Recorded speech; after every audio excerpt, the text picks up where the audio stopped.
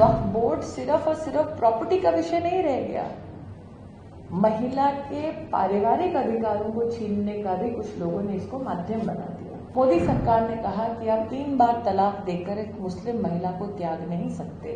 तेलंगाना में वक्फ बोर्ड ने खुला देना शुरू कर दिया, तो वहां के स्थानीय वक्फ बोर्ड ने खुला सर्टिफिकेट देने का भी काम शुरू कर दिया।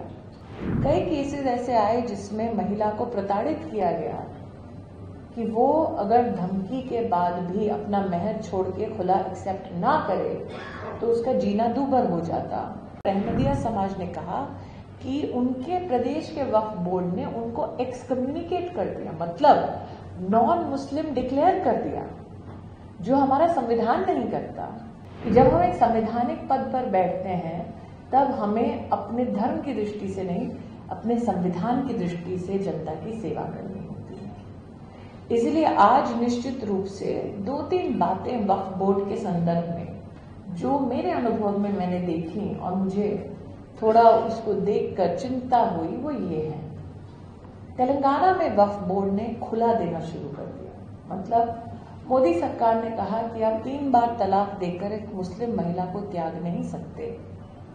उसके चलते कुछ लोगों ने कहा कि कैसे ट्रिपल तलाक को अवॉइड किया जाए। कई केसेस ऐसे आए जिसमें महिला को प्रताड़ित किया गया कि वो अगर धमकी के बाद भी अपना महर छोड़ के खुला एक्सेप्ट ना करे तो उसका जीना दूभर हो जाता। तो वहां के स्थानीय वक्फ बोर्ड ने खुला सर्टिफिकेट देने का भी काम शुरू कर दिया। महिला के पारिवारिक अधिकारों को छीनने का भी कुछ लोगों ने इसको माध्यम बना दिया। आंध्र प्रदेश में मंत्री रहते हुए मेरे सामने एक भयावह स्थिति तब प्रस्तुत हुई जब मुस्लिम समाज में से अहमदिया समाज मेरे पास आया और अहमदिया समाज ने कहा कि उनके प्रदेश के वक्फ बोर्ड ने उनको एक्सकम्युनिकेट कर दिया, मतलब नॉन मुस्लिम डिक्लेयर कर दिया, जो हमारा संविधान नहीं करता, जो सरकार नहीं करती।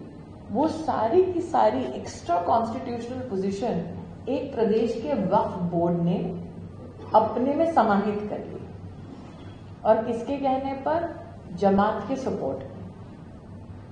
तो इसीलिए आज भले ही ये वाला मंच सीमित है टेनेंट्स वेलफेयर के संदर्भ में, लेकिन मैं आपको ये बातें इसलिए बता रही हूं कि जब सरकार ने या सरकार के नुमाइंदों ने इस विषय पर अपनी रिसर्च की, जैसे अत्रे जी ने कहा, या अपनी सोच को रखा, तो वो सोच एक विषय या एक अनुभव या समाज के एक अंश के आधार पर नहीं, व्यापक सामाजिक दृष्टिकोण के संदर्भ में रखा कि क्या एक बोर्ड को अधिकार है कि जबरन एक औरत की शादी तोड़ दे, धमकाए?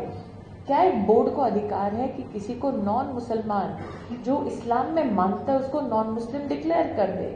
क्या एक बोर्ड को अधिकार है कि जो मान लीजिए इस्लाम धर्म का पालन नहीं करता उसको भी कहे तुम भी वक्फ बना दो?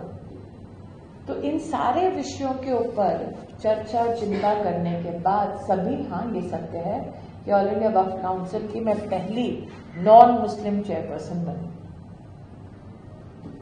लेकिन जब मेरे पास ये जिम्मेदारी आई, ये जरूरी था कि मैं समाज को ये बताऊं कि भले ही मेरा धर्म हिंदू है, लेकिन मैं अपने धर्म का सर्वोच्च पालन करते हुए भी अपने संवैधानिक ड्यूटीज के प्रति सजग हूं। और मेरे धर्म के लिए इससे बेहतर मेरी कोई श्रद्धांजलि नहीं हो सकती कि मेरे धर्म ने मुझे समझाया है, मुझे सिखाया है कि जब आप एक जिम्मेदार पद पर हो तब आप निसंकोच अपने समाज, अपने राष्ट्र के हित को देखते हुए कदम उठाओ।